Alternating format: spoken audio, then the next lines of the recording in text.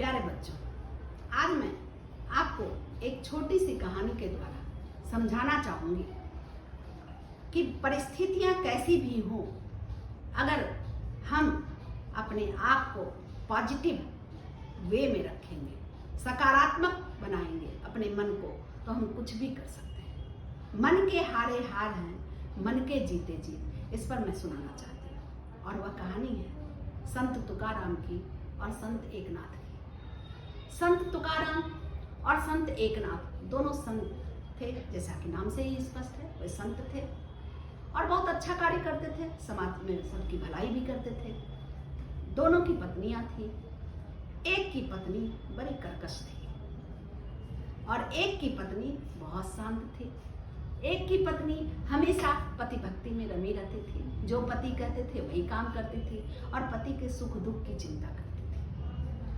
संत तुकाराम की पत्नी बहुत कर्कश थी, क्रोधी स्वभाव की थी और हमेशा तुकाराम को कुछ न कुछ अपशब्द कहती ही रहती थी कि बस आपको तो उपदेश देना है, आपको यही काम करना है, आपको तो घर का कोई काम करना ही नहीं है। और संत उसकी बात सुनते रहते थे, लेकिन वे अपनी पत्नी के साथ कभी दुर्व्यवहार नहीं करते थे। वहीं एकनाथ की पत्नी थी। एकनाथ की पत्नी हमेशा उनके साथ रहती थी और जो भी कार्य पति का होता था बिना कहे वह कर देती थी। यहाँ तक कि वह दिन में भी दीपक लिए उनके साथ रहती थी कि कहीं कुछ अंधेरा हो गया तो मेरे पति क्या करेंगे। इतनी पतिव्रता थी। अपने बच्चों का भी ख्याल रखना, कभी अपशब्द नहीं बोलना, कभी कर्कश स्वर में नहीं बोलना और हमेशा मधुर वाणी में बोलना। लेकिन तुकाराम और एकनाथ दोनों ही अपने जीवन में आगे बढ़ते रहे। कैसे? क्योंकि उन्होंने इसे अपना प्रारब्ध माना। उन्होंने समझा कि भगवान की जो मर्जी है वैसी ही पत्नी हमें मिली है और इसी पत्नी के द्वारा हम आगे बढ़ते रहेंगे। एक नकारात्मक परिस्थितियों में भी आगे बढ़े, एक सकारात्मक परिस्थितियों में आगे बढ़े। एक दिन ऐसा आया कि संत तुकाराम के जाने का समय आ गया और उस समय भी उन्होंने अपनी पत्नी के लिए ही पहले सोचा।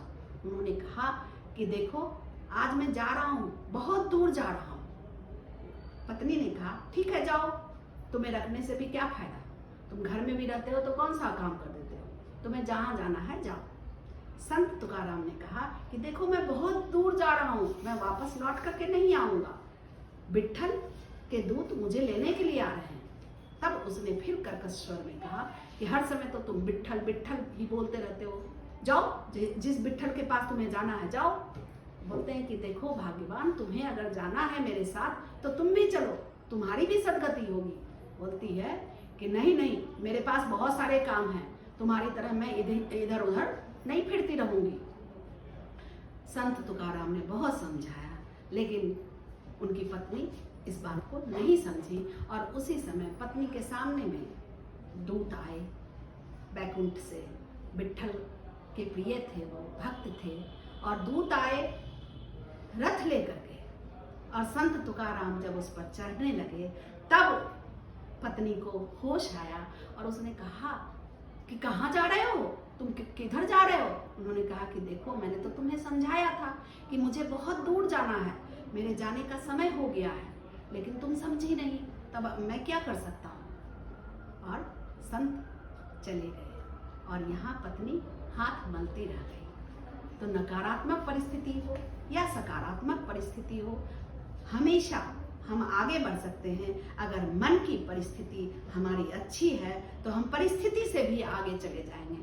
परिस्थितियों को हम बदल नहीं सकते बेटे, लेकिन हम मन स्थिति को बदल सकते हैं। आपके साथ अगर परिस्थितियां कोरोना की आई हुई है तब भी आप काम कर सकती हैं और ऑनलाइन ऑफलाइन जो भी क्लासेस आपकी हो रही है उस क्लासेस को आप लीजिए, जिससे कि आपके शिक्षक आपको बता सकें कि बेटे आप कैसे आगे बढ़ेंगे, किस तरह से तैयारी करनी है।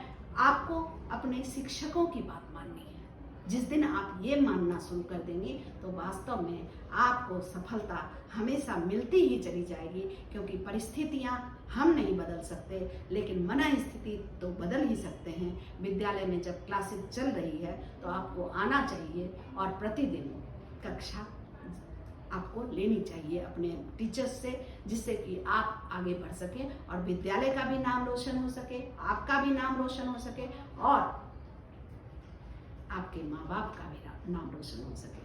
तो काम करना है रोशन होने के लिए, प्रकाशित होने के लिए। धन्यवाद बच्चों।